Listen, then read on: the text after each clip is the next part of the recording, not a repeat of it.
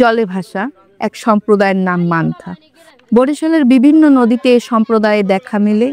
এরা এই নদীগুলোর আশেপাশের এলাকায় 25 থেকে 50টি পরিবার নৌকায় জলে ভেসে ভেসে কাটিয়ে দিচ্ছে জীবন। পার করছে প্রজন্মের পর প্রজন্ম।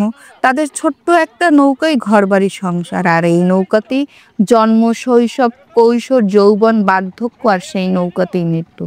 ছোট ডিঙি নৌকায় করে মাছ ধরে জীবিকা নির্বাহ করে মৎস্যজীবী সম্প্রদায়ের মান্থা নারীরা। তাদের দুর্ভোগের আর শেষ নেই। মান্থা সম্প্রদায়ের একমাত্র পেশা মৎস্য শিকার। এদের স্বাস্থ্যসেবা নেই বললেই চলে। নেই সুপেয় পানি ব্যবস্থা, পয়ঃনিষ্কাশন ও স্যানিটেশন বলতে কিছুই নেই তাদের। এদের শিশুরা পড়াশোনার কোনো সুযোগ পায় না। এক নদীর পাড় থেকে অন্য প্রান্তে অবস্থান করার কারণে তাদের শিশুরা শিক্ষার সুযোগ পায় না। এমনকি ভবিষ্যৎ নিয়েও তাদের কোনো ভাবনা নেই। শুধু তাই নয়, তাদের নেই ভূমি, নেই জাতীয় পরিচয়পত্র, বয়স্ক ভাতা, বিধবা ভাতা সহ সরকারি কোনো ধরনের সুযোগ সুবিধা। তাদের কাছে তাদের জন্য প্রয়োজনীয় যে সকল তথ্য থাকা দরকার তাও তারা জানে না।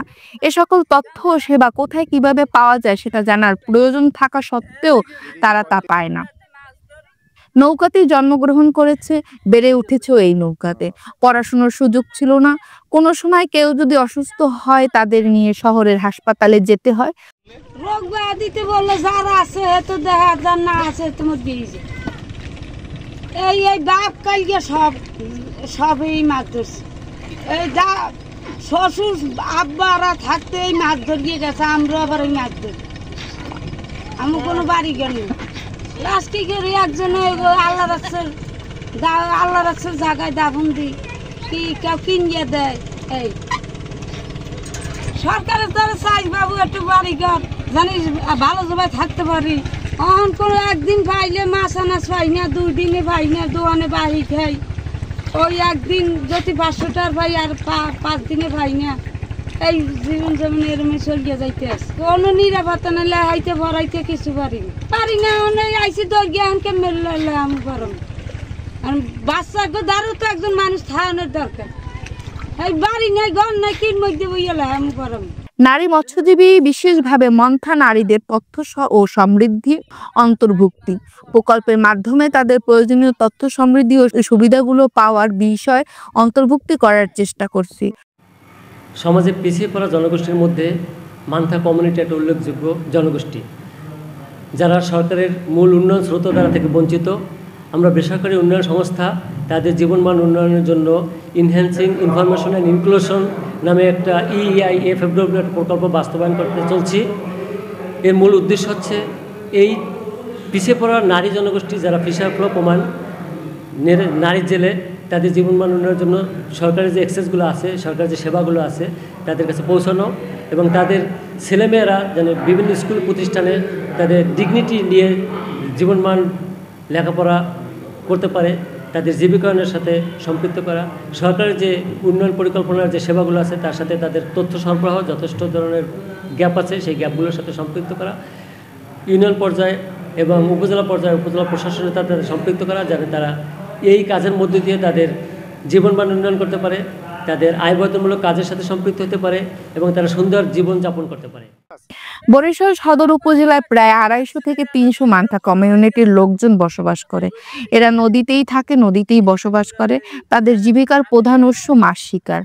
তাদের লাইফটা খুবই চ্যালেঞ্জিং। তারা যেন জেলে কার্ড পায় এ বিষয়ে আমরা কাজ করছি। পাশাপাশি জাতীয় পরিচয়পত্র পাওয়ার বিষয়ে আমরা কাজ করছি। পর্যায়ক্রমে তাদের আশ্রয়নের ব্যবস্থা করা হবে এবং সেই আশ্রয়নের পাশেই শিশুদের জন্য প্রাথমিক বিদ্যালয় স্থাপন করা হবে।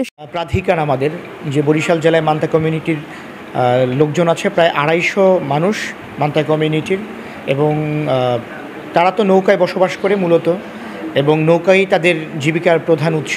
তারা মাছ ধরে নৌকার মাধ্যমে, বসবাস করে নৌকায়। তো তাদের লাইফটা একটা খুবই চ্যালেঞ্জিং এবং টাফ লাইফ। আমাদের উপজেলা প্রশাসন থেকে আমরা যখন জানতে পেরেছি এরকম মান্থা কমিউনিটি, বা আমি আসার পর যখন জানতে পারলাম তাদের সম্পর্কে, প্রথমে আমি তাদেরকে জেলে কার্ড করার জন্যে জেলে কার্ড তাদেরকে প্রথম বিতরণ করা, যারা এখনও জেলে কার্ড পায়নি, যারা এখনও আবাসনের সমস্যা আছে সেটি দূর করা, এবং সেই আবাসনের পাশেই একটি প্রাথমিক স্কুল বা প্রাক প্রাথমিক একটি স্কুল তৈরি করা।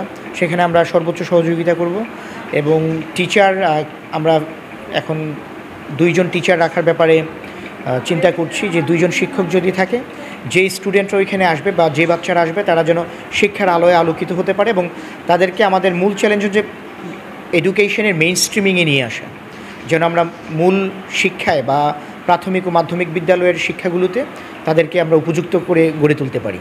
সেই জন্য শিক্ষা এবং প্রাথমিক হেলথ কর্মসূচি, যেটা প্রাইমারি হেলথ কেয়ার, সেটি আমরা এনশিওর করার চেষ্টা করব।